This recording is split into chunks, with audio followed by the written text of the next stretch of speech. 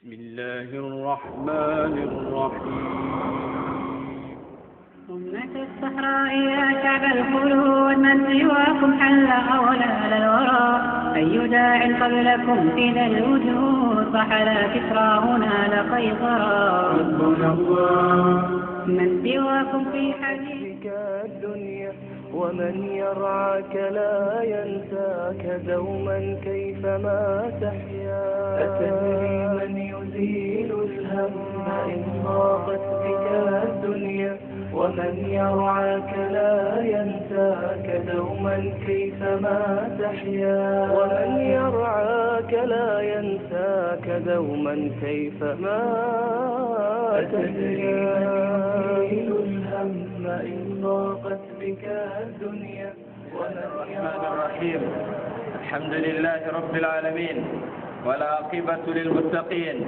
ولا عدوان إلا على الظالمين وأشهد أن لا إله إلا الله وحده لا شريك له وأشهد أن محمدا عبده ورسوله اللهم صل وسلم وبارك وأنعم على عبدك ورسولك محمد بن عبد الله وعلى آله وصحبه ومن والاه وتبع طريقته إلى يوم الدين. درب السلام عليكم ورحمة الله وبركاته. بإذن الله عز وجل وكتي المنجلو ولا سند موي إن كابتن هاتمتي الحديث والفتنو لنجنبو بها درس رمضان سالين من كتاب رياض الصالحين من كلام سيد المرسلين بإذن الله عز وجل. إجاكو أصبر ورندت ولا شندموي ندخل في كتاب جديد كردنا نجمع من بودستر خاص من الكتب وفائدة في شريعتنا وفي ديننا وفائدتنا شريعة ميدن بها دين ميدن النطر التي نبارك لنا وقتي جميدن وكاين خير جهة كلا ياكي جميدن فو كبن بباول ماكو بيشاو ماكو بهنة ماكو نغابنها وقتي جميدن سكما وقتي جلي بروتن بني حقنا مغرب بإيشاي شغل كويتي وقتي دانا بغوسوا ذلك من فضل الله يؤتيه من يشاء والله ذو الفضل العظيم. اللهم لا علم لنا إلا ما علمتنا إنك أنت العليم الحكيم. درى بأنه حديث الإمام النووي والدنين طبعا حديث رسول الله صلى الله عليه وسلم حديث جمن حديث جي كيوري أن الجمم خير جدود جمم بمؤد بها دمية ببت حديث جمن دقم دنيا قبل الآخرة بإذن الله. التي نيلو وجنجني النبي جماكوي وعلمك ما لم تكن تعلم وكان فضل الله عليك عظيما.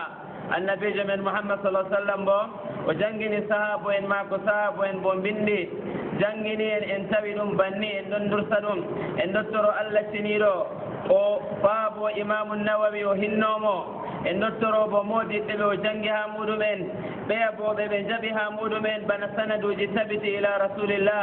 sallallahu alayhi wa alihi wa sahbihi wa sallam en dottoro alla wada en der kongol gol annabi jowi fi hadithin sahih hadith wal jahingol billangol an muawiyah ibn abi sufyan رضي الله عنه وعن أبيه ألا يرجع بباو ما قومي ونني النبي جوي من يريد الله به خيرا يفقهه في الدين ونمؤلتني دمويا خير التي نفهمنا مدينا ngam to faamu waɗay ɓi adamajo wawata rewgo allah seniɗo ha o yettowo allah jaɓanamo dunya ma to ma haka dow faamu dunya yata fama baluka bil akhirah fama baluka bi khalidina fiha abadan enoy ngendam timmidiɗɗam dunya jeɓe ketani goɗɗo ba duuɓi capan jowi capan jeego kanji o sefnata kanji o ñiɓata kanji hakada enoy alakhira bo je duuɓi man ɗuɗɗi o woodi haaji ñamgo alakhira bo o woodi haaji yargo alakhira o woodi haaji selaje fil akhira o woodi haaji gese fil akhira o woodi rewɓe maako fil akhira o woodi huwanoɓe maako fil akhira ceede kam ngala ha toon luuɓe ngala ha toon kuuɗe ngala ha toon julgo wala fil akhira la sawmun wala zakatun wala hajjun innama ɗum pat majum dagam jottata ɗon ɗum heɓata ko bo illa bi fahmin sahihin zaqibin ɓe faamu timmidiɗɗo jadanɗo ɓe ko annabijo men mouhammad sallllahu alih wa sallam jangini sahabo en maako hadith ol ngol gonnoɗen nde noona hadithu zirr ibnu hubaysh radiallahu an zirru man en mbino o wari o ƴami allah hinnomo allah yerdo safwan ibnu assal goto nder ashabu rasulillah sallallahu alaihi wasallam o wari o ƴamimo o wimo woodi ko matumi nder ɓernde am bachar hunoɗen ha ummoɗen ha dariɗen gam keɓen conotiren conen andal ngalaman be ngal tamminen janngugo jotta allah tenno famnu en o ƴaminomo o wimo saban babu wollo derraɓe ko gewtanten jotta ɗo andal ɓesdingal ngam jahanɗo fergoto janganɗo fergoto anda amma mo jangata kam o fergata ko abadan sakko ha o anda kanjum Zirr ibn Hubaysh hadise wol ngollo ko waddini ngollo haala babu tawba haala tuubuɗo nde tuubu haɗata kanjum waddini hadisewol ngolɗo amma idde ko tuubu waɗo waddi ala andal mo anda tuubanna mo andana tuubata mo anda yeddi allah samno hettirta o tuuba latata koni nde o basira o marata basira de o loro ha o faama yo kanjum haɗo Zirr ibn Hubaysh ƴami Safwan ibn Assal Safwan ɓesdanimo andal peetingal en nani bo dow masail al ilm andal ngal nanɗen ɓe ɓural janganɗo jangirde ne jangeten bana nde ɓe jangirde ne jangata fajira jangata ñalowma ƴamata ha kiitaji diina maɗa ɗum ɓe téléphone ɗum ɓe hunduko ma ɗum ɓe nela goɗɗo ƴamane ɗo pat ɗum andal ngal ɓi adama jokkoto ha o yetto a dinu nasiha قلنا لمن لله ولرسوله ولكتابه ولأئمة المسلمين وعامتهم أندل من كنجل من دوتو أدو ودنجل دوم ما تندردرن ما ملائكة اندو شيء ملائكة اندو بيا الله يافنه ملائكة اندو بيا الله جندو هنه تفو أندل ولا هاج ملو من تسبنمو ولا هاج بودين ولا هاج فوجي دي بيبقى آدمين أكبتو غدا من دون الله عز وجل نعم الله إلتنمو ملائكة الله إلتنمو كوسيجي الله إلتنمو ويلي gon inder maaje ɗi en giyata liɗɗi man ɗiɗo ɗaɓitanamo yaafuwe la ya rabbana allah winaɗo tan kadi bo allah wa hatta namla kondorde nde ɓi adama yiyata yawo ɗon nder lesdi ɓiɓe adama en kakkilanta ngendam irin kondorle ngam ɗum dabbaji kanje man be limgal kondorle man be limgal tagale allah fuu la tastahfiru li muallimi nnas li talibi l ilm derraɓe woodi ɓuran ɗo mo ɓural ha duniya ɗona kanjum wala dewal ɓurata ɗaɓɓitirgo andal من أجل العبادات من أفضل القربات كان جمع النبي جمع تدر بأندل إن يبغى أن تدرت إلا بما سيف يكون النبي جمع محمد صلى الله عليه وسلم تدري كان جمع الدرا بأندل بوكان الجالو تفوري الله تندوري دينا ما كدو أين بلا بدي دينا أين تبلا والأندل بنانغال الجنة تنجترو الله تندو أين دينا بمن كان كم الجالو تنون أكيد أوتوماتيك ولا تكوى مسألة من أما جالا قال فتي نيبتا النبي جمع بأندل جبلو قصد di jego jalo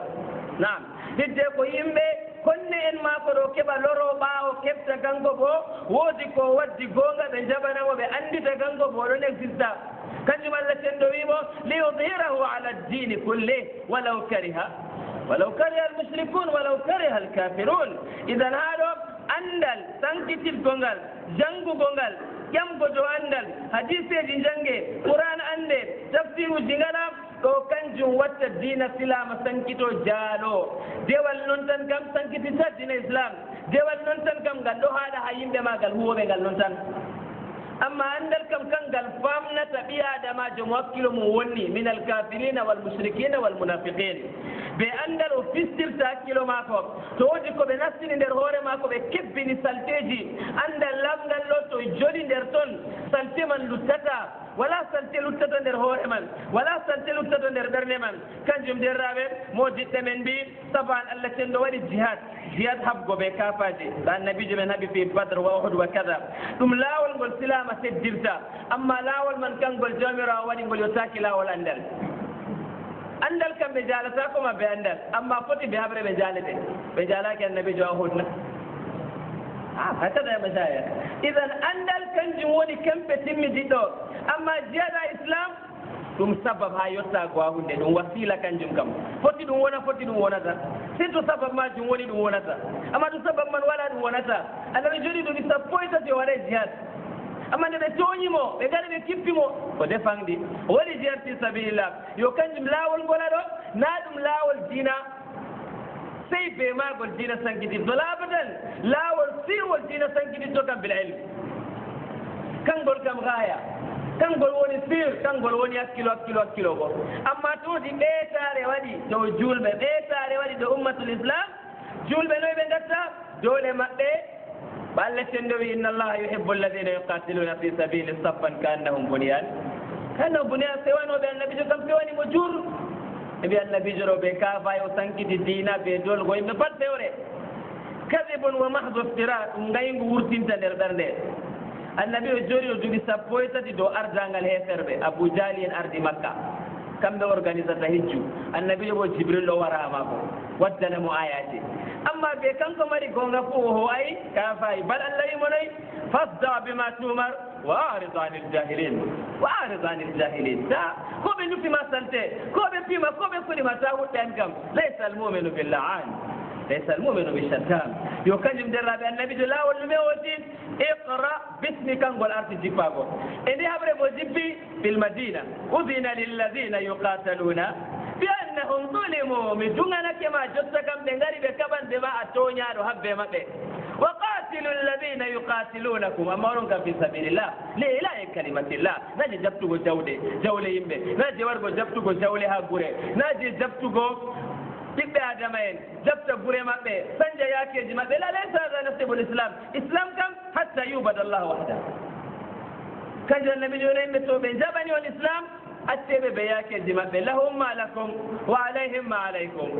hoodani ɓe ko hoodani on goɗɗo ummo daga guro dayigo walla annabijo dilla nokkure wonde toñange waɗa ɓe kippo annabijo ya honoya annabijo jaalo annabijo waɗa goto nder maɓɓe lamɗo maɓɓe annabi wottata sahabojo nela lama dow maɓɓe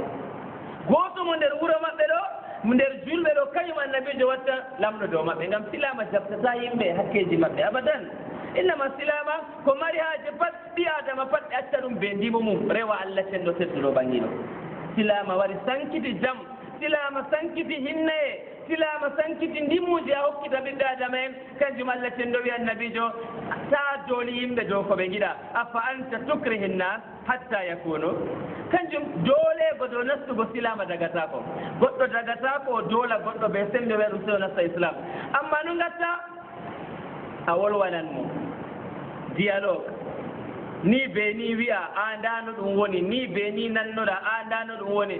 to won ko o wi ko yahay a hokkan jawabu dow man wajadilhum billati hiya ahsan jurde heɓerɓe ɓe mushrikine en nde ɓe gewtiri ɓe julɓe ɓe jangi qouran ɓe tawi ko ɓe mbiyante julɓe feere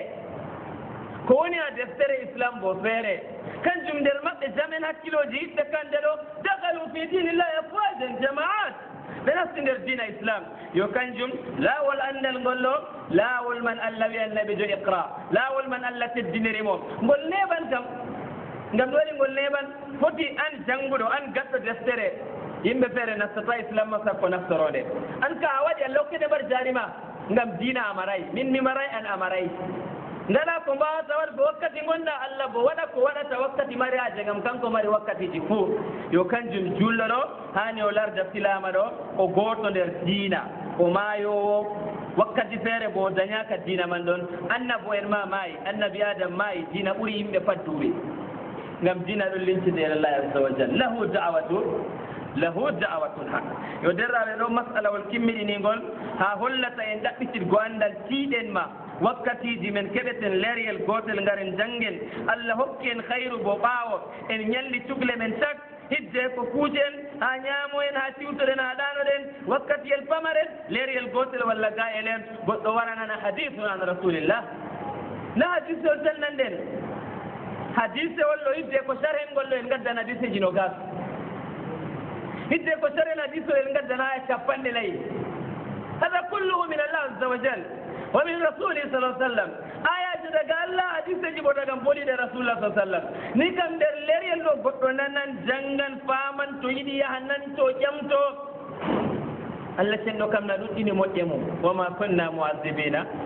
to moƴƴe ɗo ɗuuɗa bo to goɗɗo hakkilay tata ɗe esta goɗɗo ɗe garta ɗum masibo dow mum kanjum en ɗo soro allah cenɗo o fonda en o famna en o waɗa en hutinirooɓe ko janngeten o waɗa en tiiɗooɓe dow moƴƴe man bo ngam haa keɓen tata o yanngitira en be man moƴƴe man ɗe laato ɗum hujja meɗen taa ɗe laatooɗe hujja dow meɗen innahu huwa arhamu rrahimin derraɓe en darake no a masala ko laarani huffiije hunde nde caaweten kosɗe men be muɗum ɗum laati ɗum huffiije ɗum laati ɗum suuse ɗum laati ko ɗum hunde nde hunde waɗeteede be laral walla be danko ɗigguɗum walla ko be hottollo walla koɓe nilon ko nandi banni kala hunde sawande kosngal goɗɗo kam fande nasta nder huffayn wal jawrabayn haɗo ko o jaabi mo wimoyo min kam mi waɗake huffiji am amma haaje coofe cewɗe walla lorɗe to mi maati ɗum mi yahan ɓaawo suudu kam to mi yehi ɓaawo suudu mi wartoy to goɗɗo soofi kam nana ngarɗam mum tawi sey nanngito yidde ko juula yo mi soofo e nangarɗam am tawi mi wari mi nangi mi yottake a kosɗe am huffiije bo miɗo ɓorni ɗum wakkati am ɓornode nder seni ɓornimi ɗe sey mi itta ɗe mi lootana walla mi masma he an tam yaago am ɓaawo suudu widdo wurtoɗo kam wilan kiita huffiije na walla suuset am na hada huwa su'alu goɗɗo mo annda ñawdigu mum o ƴama kanko bo wari o ƴami wahid min ashabi rasulillah sa sallam ha ɗon deraɓe o wimoyo minin min laatake min ɗon no jaha jahangal be annabijo to min laatake no min jahangal en be annabijo oɗon no o laataki oɗon no wi'amin min faɗɗito huffiiji amin min itta huffiiji amin o hokki min dele balɗe tati be jemmaji mum en to goɗɗo dilli jahangal o gorko o debbo mawɗo o fama o dilli jahangal o ɓornake huffiije walla o ɓornake suset jayid o woodi délai balɗe tati kalkal yani 24 heures nde tati ɗo to yiɗi o ittata huffiije man nde o wari nanngu ko kam pat o masmatan sey to janaba heɓi mo on janaba heɓaymo kam o widdo o warta o waɗa ɗo kam pat o walaaji ittugo huffiije maako walla suset maako ɗo ka wala iskala masala o wi banni min garanno ɓe annabijo laatakino umra min allah nansia tamin ɗoofa tamin faɗɗito hifafana huffiije amin 3 ayamin wa layalayhin jemma ñalawmaje tati ɓe jemmaje muɗum illa min janaba sey to janaba heeɓi min ngam ɗume janaba modi emin mi janaba bo ngam janaba indama janaba daytinte ha senwe daytinte ha dewal yo janaba to heɓima a yehi ha ngiwoɗa ngiwam janaba masmugo heyantena ani a janaba ɗo masma hoore ni noon tan na to a masmi hoore tan a rufay ndiyam dow maare nde puumare a yiwaki janaba amma nangarɗam kam masmugo tan heyante a lootata wamsahu bi ruusikum kanjum moddiɓɓe men mbi annabijo men sa sallam wi janaba kam ngam janaba yiwago mum feere ɓe nangarɗam e to a soofi coofe cewɗe allah lorɗe bo ɗo kam en to goɗɗo yewrama nana se o yiwo hidde ko heɓta senwe makko to o soofi coofe lorɗe allah cewɗe kam ɗo kam nangarɗam heyanan mo nangarɗam bona masmugo mari wala rufgo ndiyam dow hoore yo haa ɗo moddiɓɓe meɗen mbi janaba ɗo annabijo ittitini janaba annabi sallah wi to janaba heɓima kam ɗo ka se itta huffiije go jiwoɗa ndiyam mema kosɗe ma ɓu to ammim jasadaka bilma lakin min gha'itin wa bawlin wa nawm amma ngam ɗanago noon ngam coofe lorɗe noon ngam coofe cewɗe noon kam o witamin itta kanjum lakin min gha'itin aw bawlin wa nawm idan ɗo masala wol ɗo ngol haaɗiyaɗo kadi bo ha o ƴamamo hunde wonde fa qultu o wi mbimomi kadi bo saɓanidde ko caluɗen masala o derraɓe saban huffiije noon jotta ɗon ha zamanu men ɗo huffiije ɗon foti goɗɗo o mara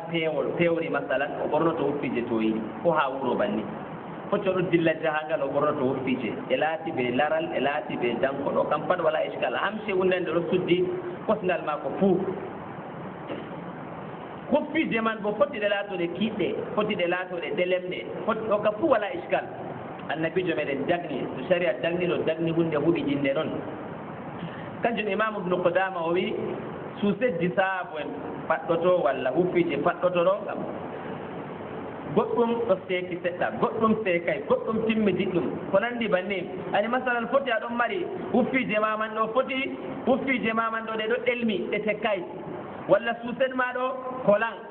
na coton fuu fotan moddiɓe man ni kullu wahid a hamse hunde man ɗo nde anndande nde suuran kosgal ma nde suuran tambankowal maɗa la iskal fil masala saban en mbolwi dow huffiije haa ɗo e dalil ɗume waddi ala suused bo ga e huffi bo masalan ɗo bo hadisol tayngol akhrajahu l imam abou daoud wal imam tirmidi wal imam ahmad ibnu hambal بإسناد صحيح سند شاهده عن المغيرة بن شعبة رضي الله عنه. المغيرة بن شعبة وبيت النبي من محمد صلى الله عليه وسلم ددمني إن مسمن على الجوربين والنعلين.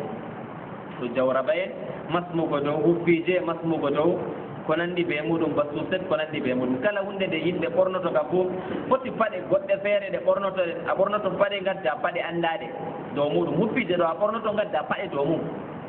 huffije tan do na goddo yata be maje nam kanjum kam nane ma don sudda kosde de ko gadda fado wongo feere do man suset go kita mum nandi bani suset bo to a bornake dum do a faddake dum do gadda pade do man kadi bom idan fabittali halo النبي من محمد صلى الله عليه وسلم حديث المغيرة بن شعبة رضي الله عنه مودك من قدي مسألة والمندو بي سلا ما بوصاب النبي جينا يوم بي مسألة والنقول تبتني نقول كوي بماغل درمت علي بن أبي طالب عمار بن ياسر عبد الله بن أبي أوفى سهل بن سعد رضي الله عنه عبد الله بن مسعود رضي الله عنه ɓeeɗo ɓe tana maɓɓe ɓe pan maɓɓe ɓe kuutiniri ɓe ɓornake tana huffije basusen mbiyeten jotta ko ɓe fabricata kamɓe bo zaman maɓɓe goɗɗum laatoto tekkuɗum ɓe suuf goɗɗum laatoto tekkay goɗɗum laatoto ɗelem ɗum ani ɓe zamanu no zamanu sanjiri fuu haqiqa mara haaje ko susetji men jotta sottinaɗo ɗum ɓornoto ɗen fotilato set tekkungel fotilato kolan fotilati pat nastan nder kiita jawrabayni wal khufbayni wal nalail ɓi adama masman ɗum wakkati to nastin tambankoje mako man alhaali mako ceniɗo saɓa en ɗongolona masala ɗo kam fi jamil madahib ɓe lorake a madhabul malikiya bo qala al imamu khalil fi mukhtasar khalil إمام ابن عبد البر بيتنا مبئ طبعا نفس ما قاله الإمام خليل في مختصر ماكو ورخص مسح خف هويتناما مسح قدو خفيج ولا كنندي بيمودم ولرجل وامرأة وإن مستحاضة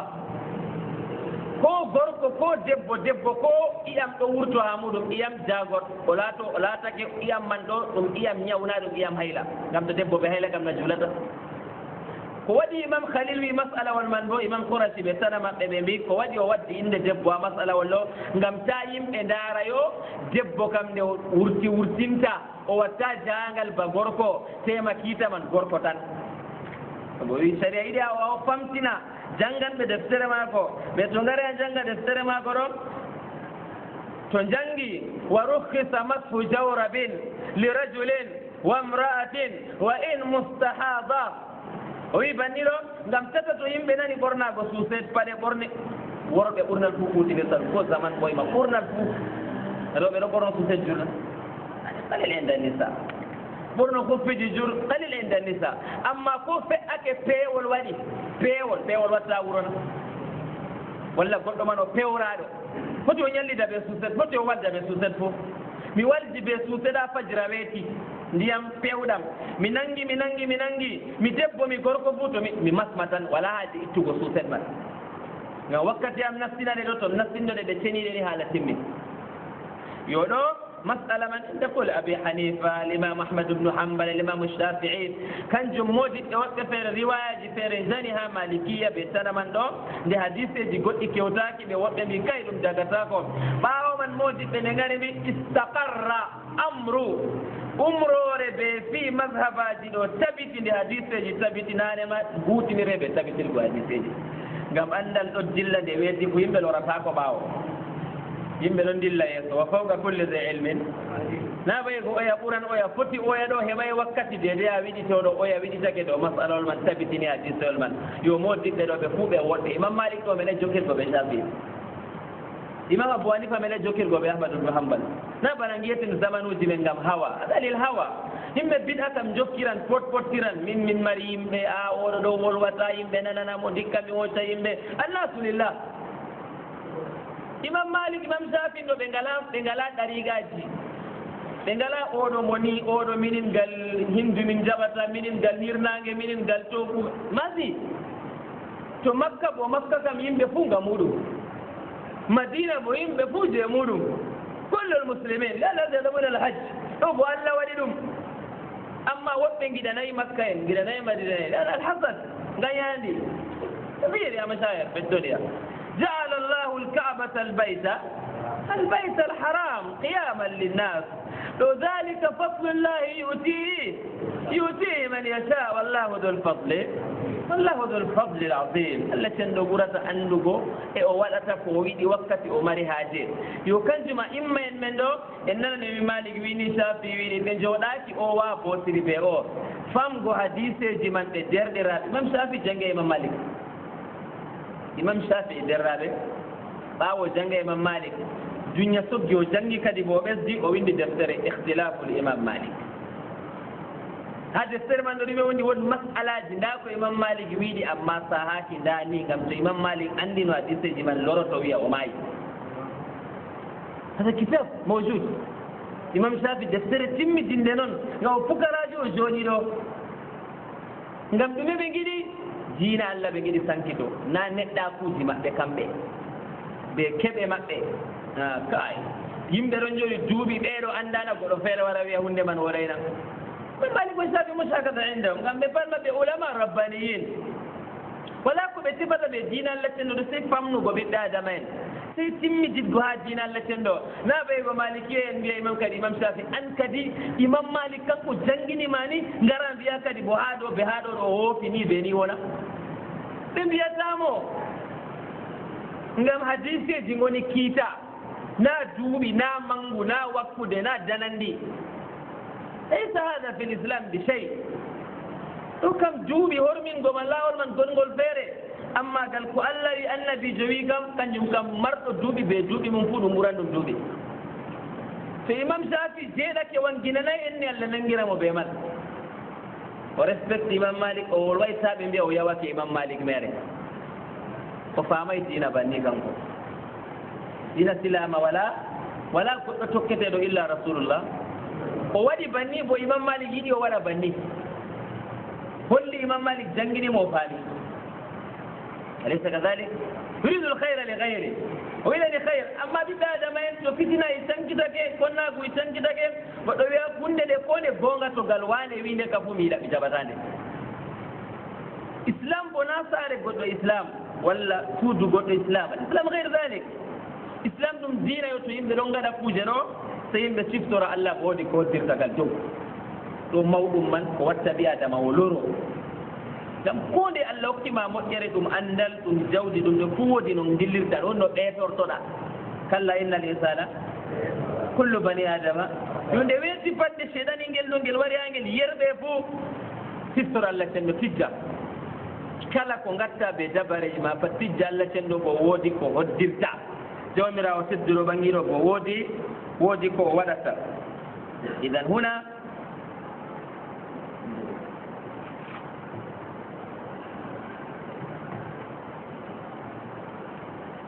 إذا جومر وسدر بنير ودي كوهدرتا كان جم إمام الشافعي بورع مسألة جرو بسلامة بثبتنا نين بنير يدير رادو دي مسألة والكمل نين ورقة رها كلارا نكون في جلو كودي زر بن هباشتو وماتي سيكوندر برني ماكو ودي وماتي سيكوندر ngam hunde man do naati o asala kosde do na lord bo asli gam asli ma je kana lotade amma ɓe mbima masmaɗo ngam na kanje tan woodi ko suddi dow maje nayi asli go waylitake amma to ɓi adama wari ha masmaɗo hidde ko masaɗo seeɗan accatamo ɗum kan julde maman yahan bo ha ɗo modiɓɓe ɓe mbi ɗume ɓurata wodgo masmuna walla lodgo masala muhimma inde almadahib ɓe feetinɗo masala man kono potaren ɓe maskugono walla lorgoɗo fi halatayn modiɓɓe men mitto goɗɗo on oɗo ɓorni masalan jotta huffije o wurtake oɗo ɓorni huffije wakkati julgo waɗi o hoosi ndiyam oɗon nanga ko ɓurata mbar jaari ha ma ko soyde ittugo huffije masmugo dow maji ɗo ɓurantamo walla suuseɗo ɗo ɓorni ko ɓurantamo ɗo masmugo na lotgo enoyi goɗɗo masalan kanko o ɓornaki huffije o ɓornaki suset o ɓornaki huffije o ɓornaki suset mamacha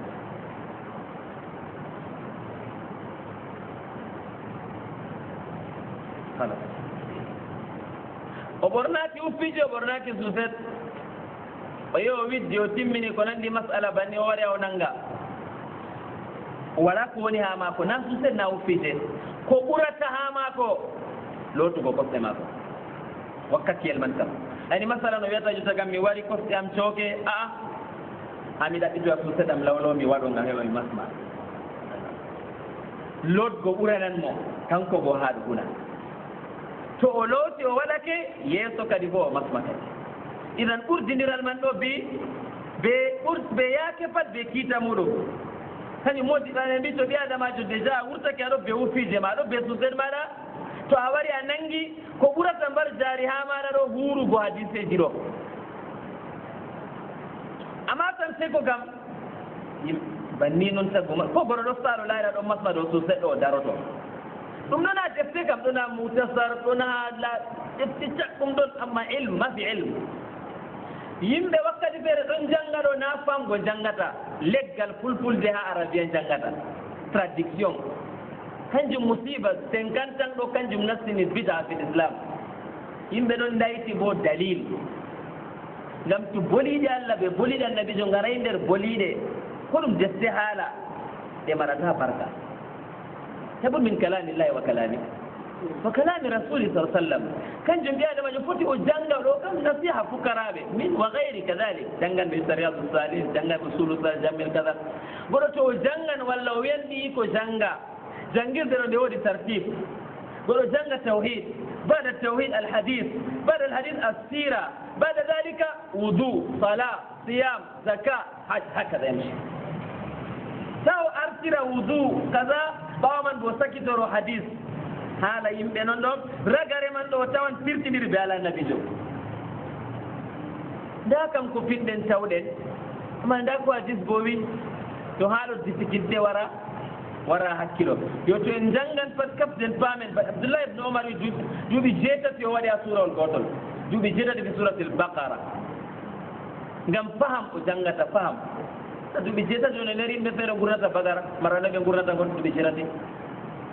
amma pat abdoullah ibne omar ɓuranɓe mbar jaari no qara bi fahm wa ta'aqqul wa tadabbur yo idan ɗo masala ha ko laarani to tagam ɓornago suset ɓornago huffije ɗum sunna nana ɗum sunna kanka wala sunna haaje kanjum kay ndeman haaje yani nder sarɗi imanako ɗo na septembre miɗo yiilo ɓe huffije mars noon miɗo ɓorni huffije yiilo avril noon miɗo ɓorni huffije la kañum ka haajat amma yimɓe bit aɓe paamata diina kam foti ɓe jogito kuujal mbaɗum alamaji maɓɓe ata mojud fi zamani l qadima idan kuuje man kanje noon ha zatimaje ɗo wala diina ha maje an to goɗɗo waɗake ɗe ɗon mari mbar jari waɗaki ɗe wala mbar jari kañum ka fodde haaje ma min ɗo kosngal am ɗon mari probléme kosngal am ɗo seeka mere mere ndikkam ɓorno so ndikkam ɓorno jagi ko en nang patta yiɗi ɓorna o fi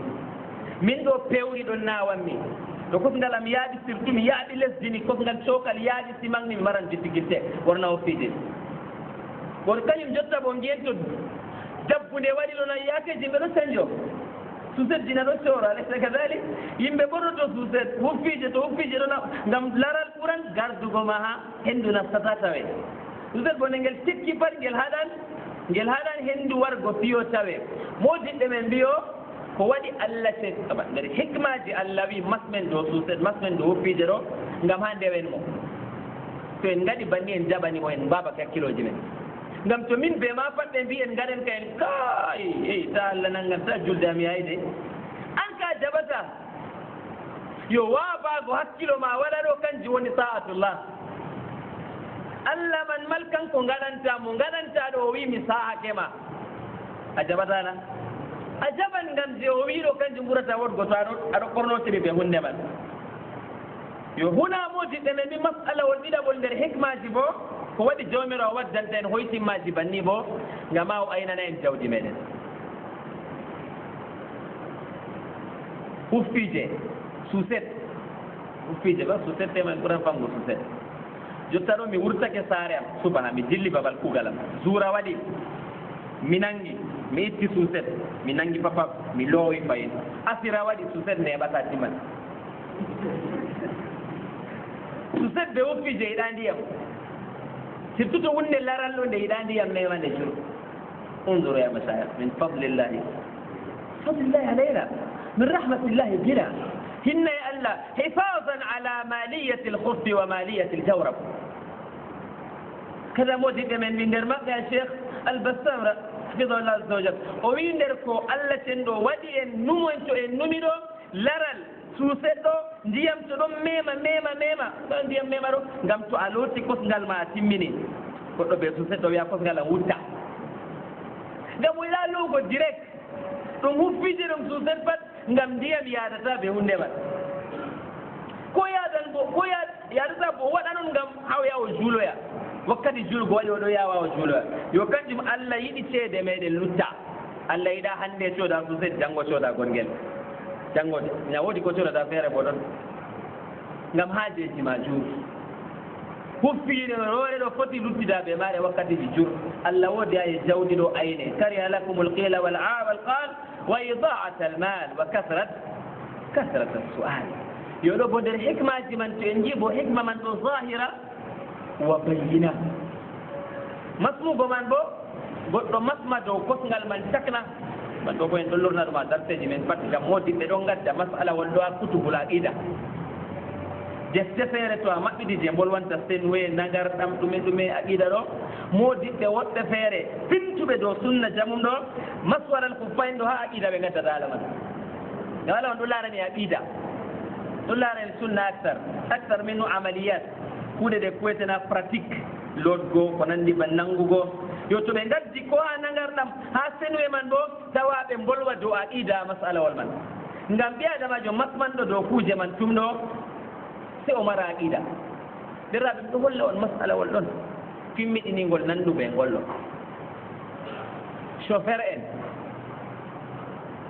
chauffeur joɗo kanko tum o yahan jahangal kanko tum o wala ñalde siwtaru Allah wi bo to a waɗi jahangal pat indema jahangal jo pat wartir julde suura ɗiɗi asira ɗiɗi echayi ɗiɗi so a yiɗi ko hawtu suura ɓe asira oti o ƴowno bannije o ƴowno kasir min kamɓe jahangal joni ka tumnon miɗo jula ɗiɗi na ɗum o jul fi kasir min annas to Allah wadde hoytimma pat seeɗan nastinan seko ha ɗo jawab man ɗo yasir min mi wala je hokkugo dalil actar waane min kam ni kam dagi ɗum tummin miɗon juula yimɓe ɗon juulatte kadi min kanami chauffeur a chauffeur kam a ñallan yilago nder saare mana ɓe mota manna la ñallata yilago nder saare a ñallata yilago nder wuuro bo ɗota kuroje harijal balad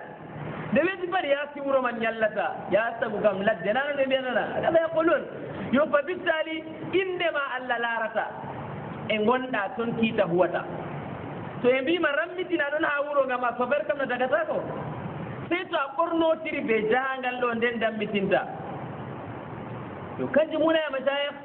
jawab simple jawab yani basir jawaba irin masalaji banni to goɗɗo yiɗi tokkago sunna ɗo seran accatamo nastinan segowa mako min kam nde kam tumnon gueɗaman pat mi juula ɗiɗi ka Allah jabantan bo o feere wekkay onon juule ɗiɗi minna min cummiɗo dow lawol way min kam la on pat on fotan on pat inde mon on jahangal en on pat on canji nokkuje gonɗon fanna yottaki kam kiitaman ɗoko ɓiɗi yo kanjum ha ɗo kuuje banni ɗuɗɗe jamum ha diina ɗo sharia ɗo waddade ha babu furu amma ɗe ɗon darani aqidatu nas ɗe ɗon darani aqida ɓe tawit ɓe margo yaqin billah azza wa jal annabi jo wi'a ni ɓi adama wi a temani min kam na tummiɗo jahangal kad noyi kadi mi wawan ittugo suuset noon mi ittatagel mi maswa dow magel la ittugo huffije man ɗo na koyɗum ɗo kam fu goɗɗo numan oɗo feere bo ko nani hadis banni nani wakkati o watta dewal man ɗo seko seeɗan kam waran ibtila wonan min kam dabbude ha simma pat miɗon masma noon na tum jom ɗo wurtoɓe paɗe am ɓe suuseɗɗam ɓe woffije kam ha dabbude timma lebbi ɗiɗi lebbi tati min kam tumiɗon masma jahangal bo ñalɗe tati cak noon min kam mi ittata suuset mi ittata hunde ɗo ɗo wala ɓe man ɗo wala ɓe woffije banni na an jayid ngam sharɗiwol man waɗi sifowol man ngol waɗi yo banni kala hadiseji garanɗi dow hoytimma ɗo pat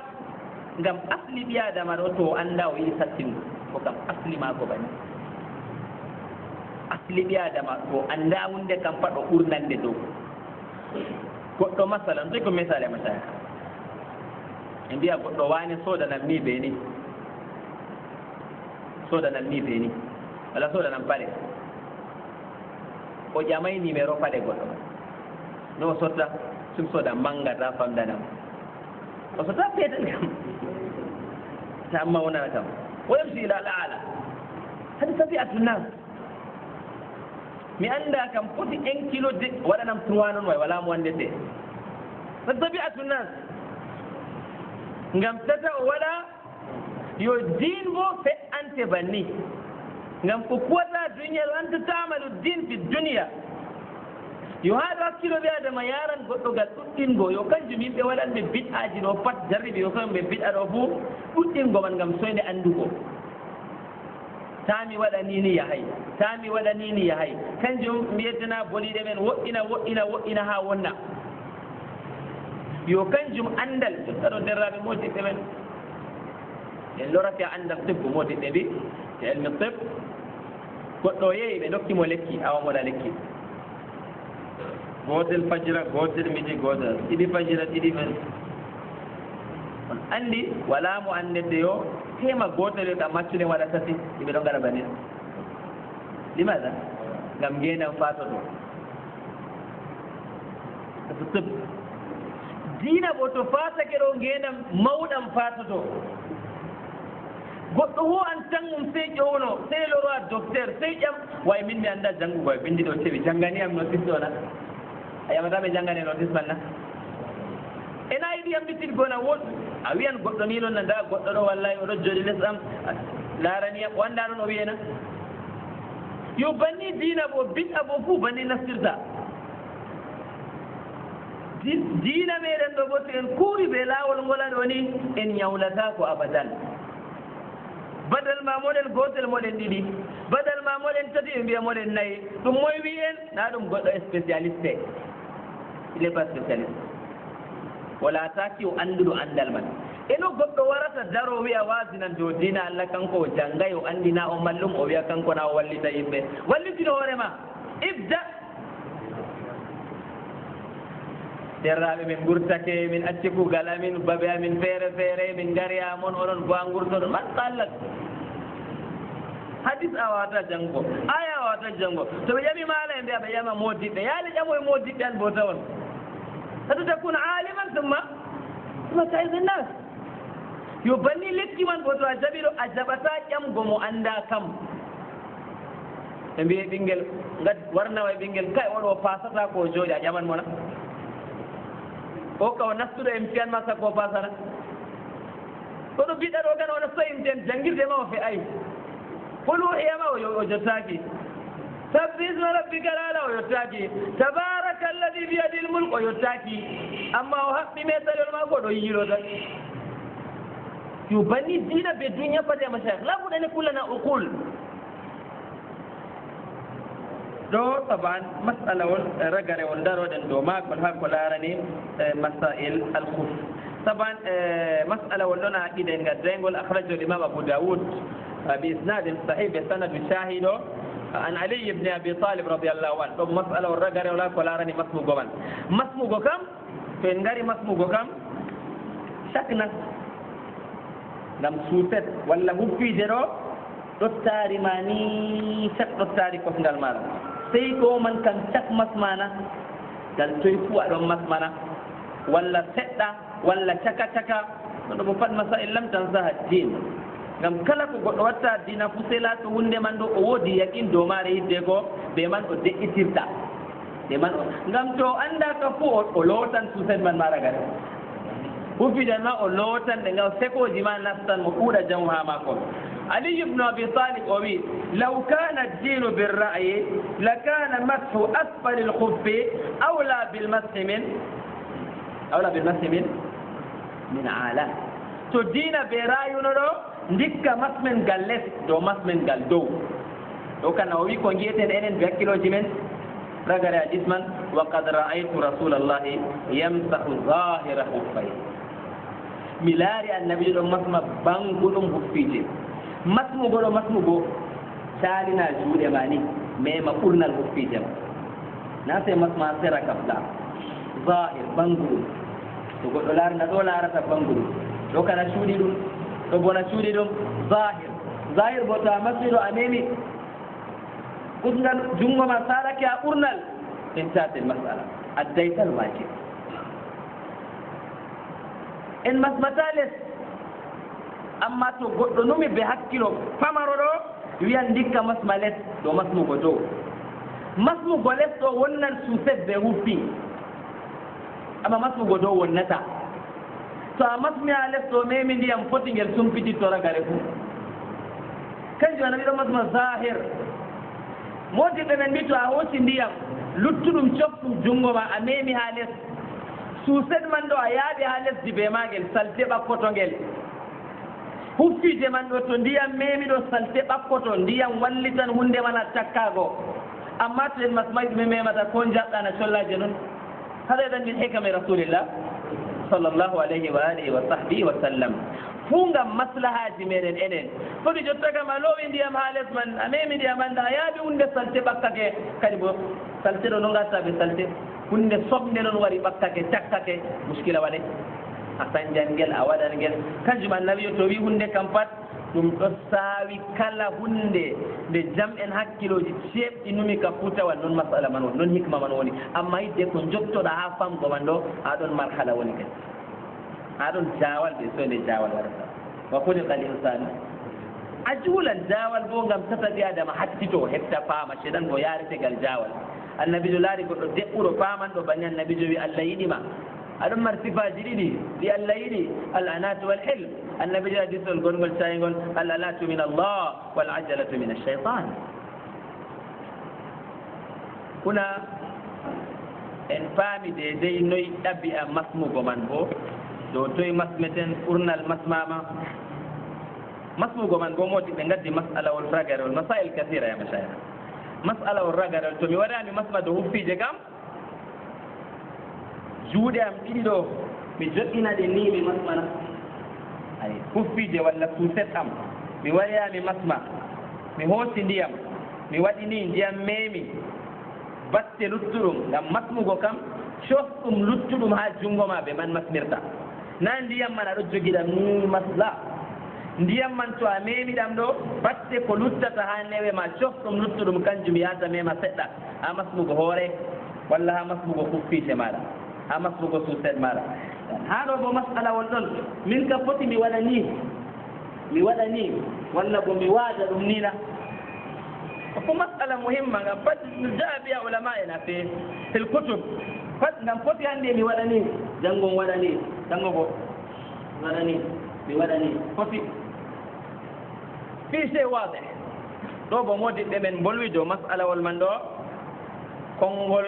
laaɓngol caahingol timmitingol masmugo kam ɓe ɗume masmeten ɓe junngo ñaamo ngam sharia yiɗi fuu en ɓe junngo ñaamo to heɓoto wurgo ɓe junngo ñaamo idan haa ɗo mi masma kosngal ñaamal tawon ɓe junngo ñaamo newre ñaamre ɓaawa man bo mi masma ɗo bo bani hade hiya sunna yimɓe feere mbi a foti jotta kam nano ɓe nano ñaamo ɓe ñaamo jayir haa ɗo bo moddiɓe men mbi ɗum timmiditta ngam kosngal nanday ɓe noppi ɗo peɗi ha hoore kosɗe bo ɓe ɗaaki ha hunde wonde feere jeɗama sayaka moddiɓe feere mbi foti nandidinen ɗum ɓe masmugo noppi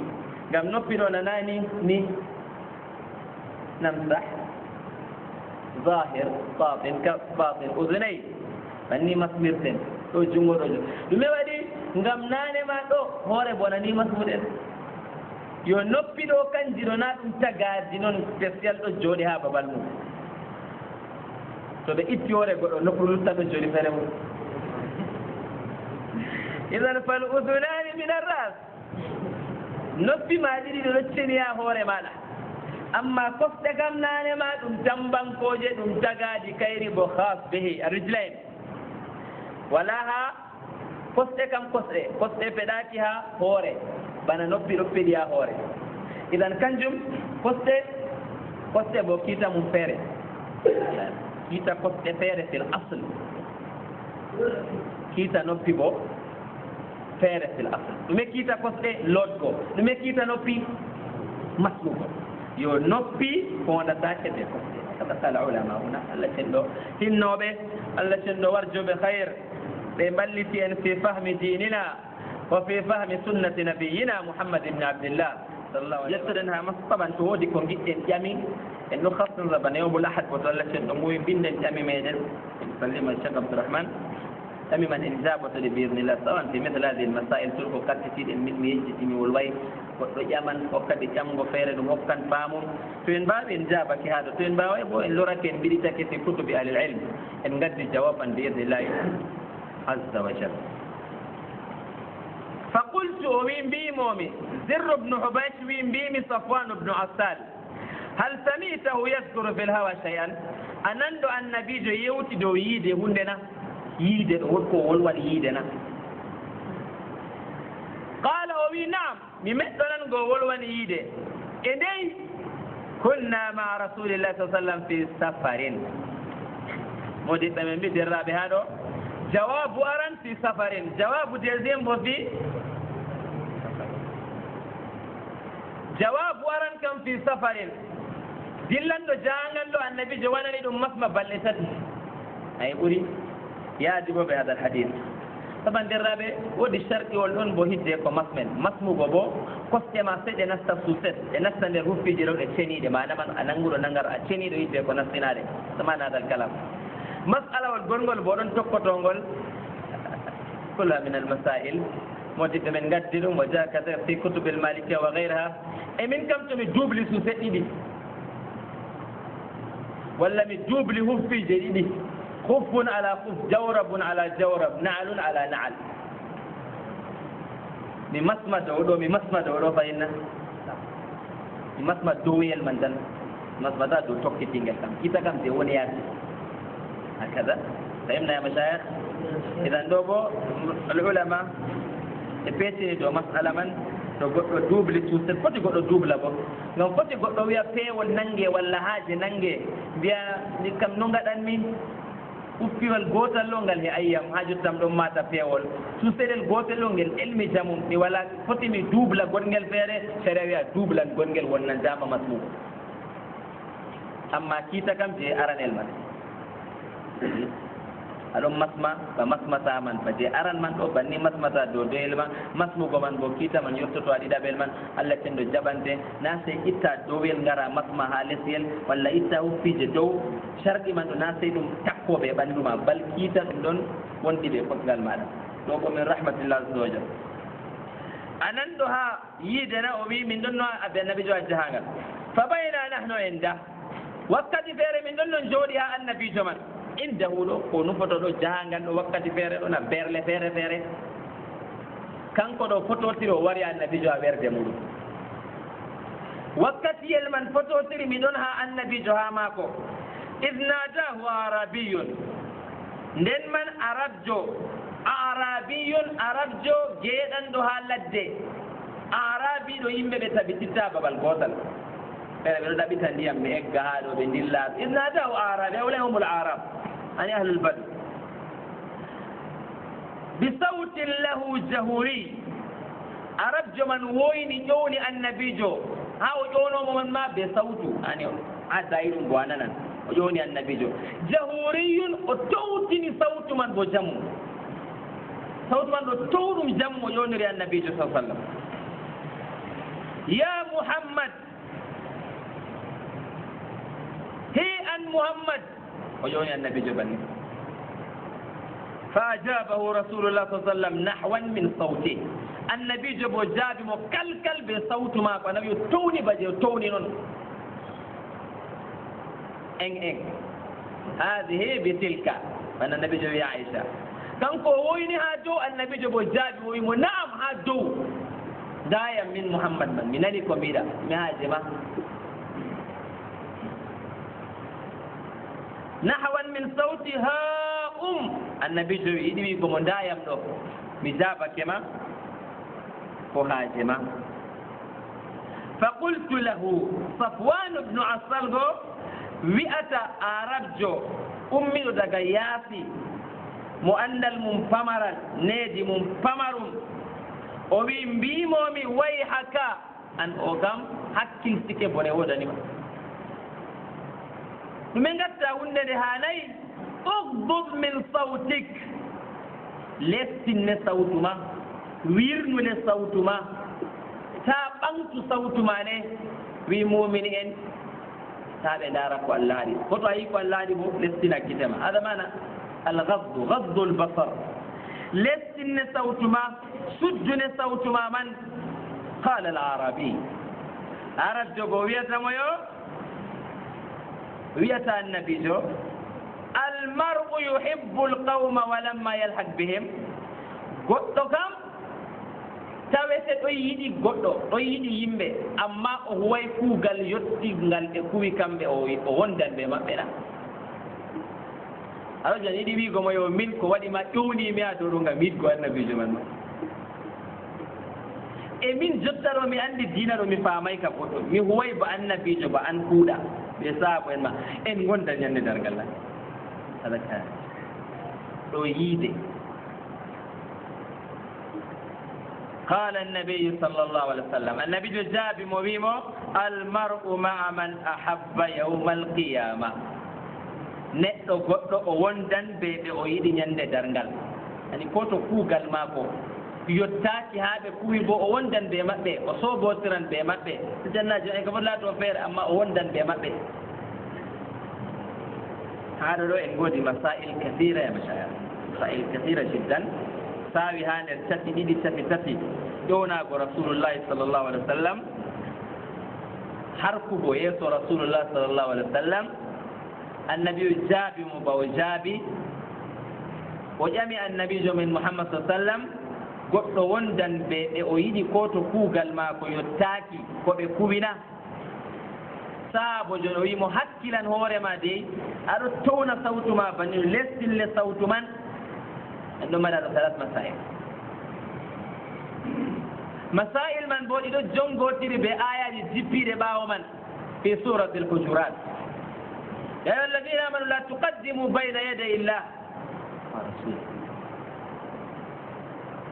لا ولا تجهروا له بالقول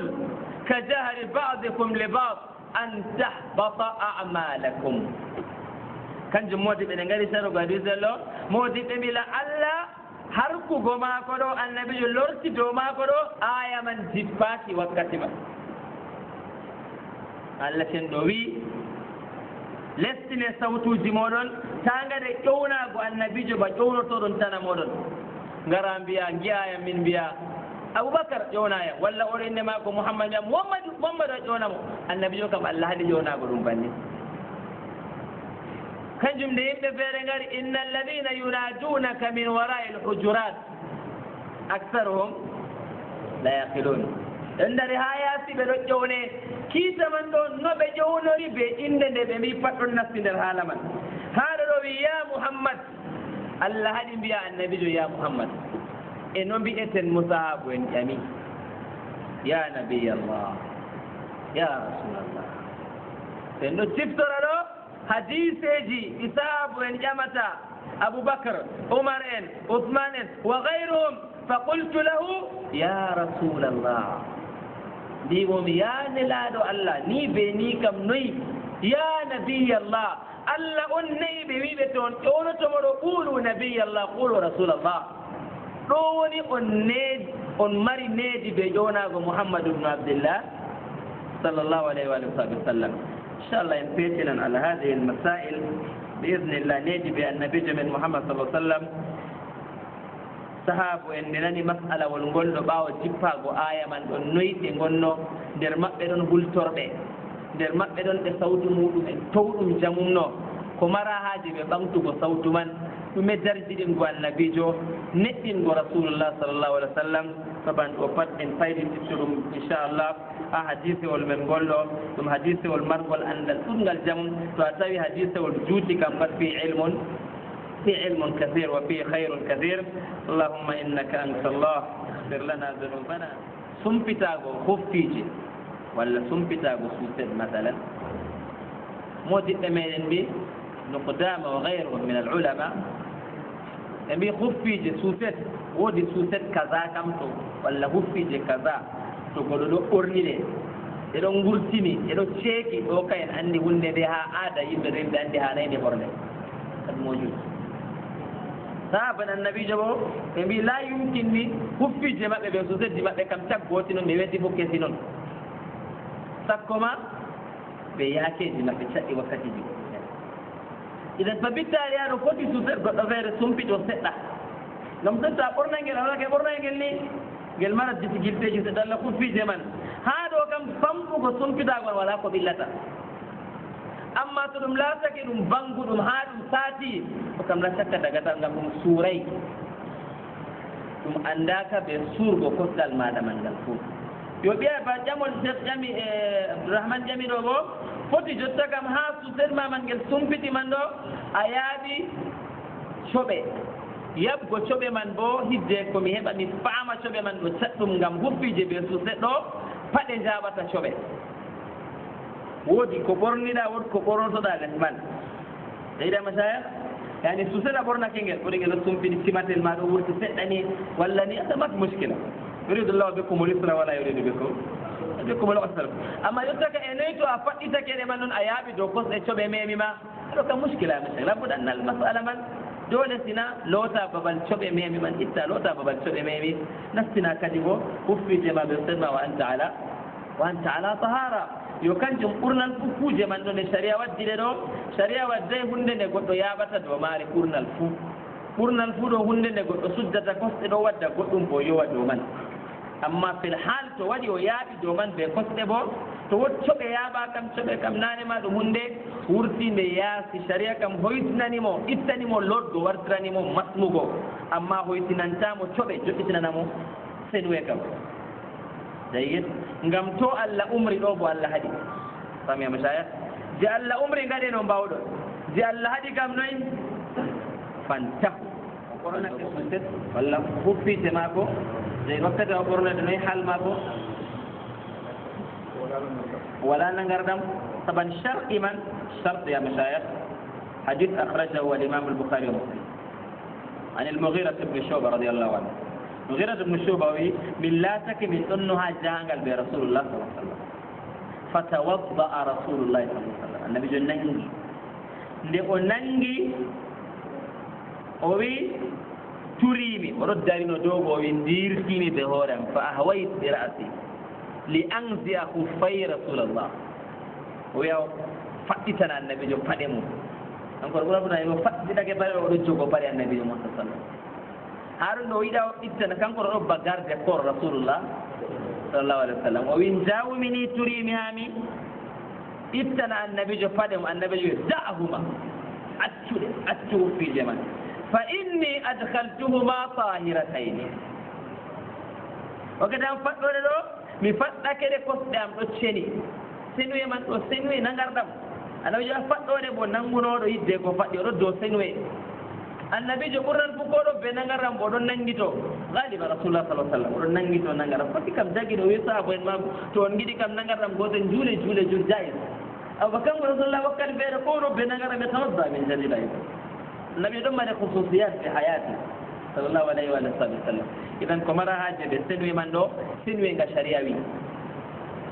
na senwe nga meɗen noon masen mi looti parsosi am ɓe safon la laysa hada huwa yani senwe wakkati ami nastina suusen man ɗo miɗo seni masalan mi nangi mi juuli mi timmini mi taɗum mi juuli suba mi timmini masalan salatu sub walla bo mi nangi mi juuli rakat mi juuli salatu duha darɗe ɗiɗi ɓaawa futgo nange masalan mi wari miɗo wurtom ɗo be nangarɗamam kosɗe am kam nanane ma ɗo seni ɗo tokki kosɗe am juuɗe am pat mi nastina suuse ɗam wakkati man kadi so mi nastin ɗo adhaltuhuma tahiratayni mi nastini ɗe la tahara ha ɗo bo masala won ɗon kimmiɗinigol kadi bo zakkarana cheikh e noyi to tamamu e gam noyi min ɗo mi tamake pap mi waɗi ha mi dillanam ɗo do seni nagarama firtaki mi ɓornake suuset mi ɓornake huffije to mi nangoyi kam mi masmana walla masmata a masmata ngam wakkati a nastina ɗo a lootay de no mashayikh tamamu e ɓo nana ngarɗam fayimna mashayikh ngam atamata ko a kosɗe amma Allah yafanake ma nde sababu damago waɗi ɗo bo masala man banni wallahu taala alam bismillah alhamdulillah wassalatu wassalamu ala rasulillah kami julai shay dami ba julurde ma kara shay jamaatu ibn julai سيد هنا طبيعة ما جودل الجهانغل كلا كل شيء نهويتنا الجهانغل جو كمبت دعنا كمو ولا الله شيء نسوي سنجا وياكي جمين وجبنا نين هويني أخرج الإمام ابن خزيمة والإمام ابن حبان بمرسل بفوما ببيبي إن الله يحب أن توتى رخصه الليل إن قالوا هويت ما جدي وهويتنا نيون يا مشايخ هذه مسألة أصل تقول لنا جهانغال ورو جولا فيري ماكو ولا ورو أرجيم لكانكو ولا ورو جولا بجهانغال جنندو بماكو كبرة يهان كومو وجولا ورميتنا زورا ورترا ديدي إيشا ديدي أكترا ديدي تو هاجي ودي بو جمان وجمان زورا بيسر وجمان مغاربا نغا أفر وانا كوغال ماكو تو إدو جمان ها وقت زورا بيسر ما وجما وقت زورا to idi bo sabbitina ha wakkati zura fodo ha asira o jama wakkati asira do jama hakkunde zura o kam pat sharia hoynani ma masala wal man ko te cukle ma ko Allah laari asli man wallitama li dalilin arid li dalilin muarid lil asl dalil bo shahido amma jutta kam ene to goddo man o wadi seno e ma ko nangi o timmini o ye bana jangal banni o don heddi be julurde masalan o waro nafsi julurde o tawi men on jula no yo watta ha do bo يجب عليه أو واجب دوماكو وتكو إمام من قوادي فو ولا بني من ولا سنوادي إنما جئل الإمام الله ودي لمن كمان جاكتورن إذا ركع وإذا سجد فلقد أفر أتشم نفسي دبيماكو الله أكبر تنجولي دي من جولي كب يمد جولا إذا ركع فركوا إذا ركع أنك مجالس إذا سجد على الجول إذا إدمي سبب جولا قوما كاي منا مبكسروا ماشي إنت مثلا كذا أفهم جولا قوما قالوا جوري وانا وقت ما نيرنا دارو كوندا سجنا على جوري مفير دونغالا الله إذا لا ترى الفير الجول لهم كونا في الجولة تسليمان ولي دارنو النبي جوري إذا حضرت المكتوبة فلا نافلة جلوس دارو نودي عند هاوتا يمبي joɓanɗo yoɓata sey to liman silmini yita to a nafti banni ɓe darima darde walla darde allahu akbar jangga lawlawlawlaw hangara jokkitoɗa ɓeɗa la yumkin ga a ferɗidira laamu waɗanɗiɗi a julurde liman ɗo dari laamɗo an bo aɗo jooɗi nayina yata tafriqa lil qulub julgo je kawteɗen ɗo bo a entraina en hawtugo kanjum réunion 5 fois julɓe mbaɗi ñalde pat 5 réunion par jour réunion de jowi nder ñalde ɗo daña réunion wa manga ngota a sawere yimɓe julurde ɗuɗɗe kawta hoore walla yimɓe julurde wuro fuu to nga pamaroɓe kawta julurde hoore fuu ɗume waɗi a holla julde ɗo ɓe woɗɓe kadi bo to julde layaɓe suuma e waɗi ɗo réunion wa ɓurdan ngam wonugo waɗa fayida ɗo kam mana julde juuloto na babal cokal noon to sahara ngam julurde ma heyata on hakke on jur yimɓe wuro pat kawtata noon to wuro man mawni bo foti bami man laato feere feere jiyaji feere feere taysiran tahfiban ala nas hoytinan ko ɓiɓɓe adama e to hijju waɗi bonoyi yimɓe wuro ɗo ɓaleejo daneejo boɗeejo oolo pat kadi bo ɓe kawta babal gotal yimɓe ɗon ha arafa ɗo waali ha hotel a makka hijju waɗanna layɓiten taw ɗum pas ɗona baɓe goote man noon kulko fima kadi waɗi yo kanjum sa ummake a wari aɗo juula walla bo aɗo juula goɗɗo mo juulata yeeso mum ɗo goɗɗo wuro ɗo kam sey fuuda be maako noon ta jooɗa ren mo non bo timmitina sey to a warayno babal man kadi yo haa ɗo on ɓe adamajo hani o laato o perɗo hani o laato o pamɗo no o perɗo o pamɗe machayah ani a tawani ɓe ɗon dilla jangal banni goɗɗo ɗo ardo yimɓe ɗo se anda ardotoɗo on goɗɗo feere ardoto on ha jahangal ɗo normalement o ardo on o juula noon kasru noon ɓurata wonko on patma noon giɗɗon ko hoytimmama ɓurana noon mota pap ay ɓay biddiɗa goɗɗum kacca jangal ɗo to yawata ngal weela ko waɗi jangal belɗum ɗo ngam jawatona jangal